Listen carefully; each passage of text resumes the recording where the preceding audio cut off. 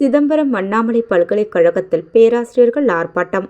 பேராசிரியர்களின் பதவி உயர்வை பறிக்கும் செயலில் பல்கலைக்கழக நிர்வாகம் ஈடுபடுவதாக குற்றச்சாட்டு. தமிழ்நாடு அரசுக்கு அவப்பெயரை ஏற்படுத்தி தங்களை அரசுக்கு எதிராக திருப்பும் முயற்சி என தெரிவித்தனர்.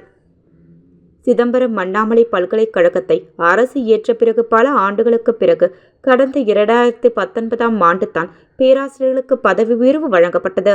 இந்த நிலையில் தற்போது பேராசிரியர்களின் பலரின் பதவி உயர்வை பறிக்கும் வகையில் ஆட்சி மன்ற குழு கூட்டத்தில் தீர்மானம் கொண்டு வரப்பட இருப்பதாக கூறப்படுகிறது.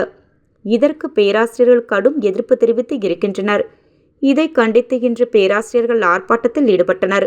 பல்கலைக்கழக வளாகத்தில் உள்ள பூமா கோவில் முன்பு ஆசிரியர் சங்கத்தினர் ஒன்று திரண்டு பல்கலைக்கழக நிர்வாகத்திற்கு எதிராக கண்டன முழக்கங்களை எழுப்பி ஆர்ப்பாட்டத்தில் ஈடுபட்டனர்.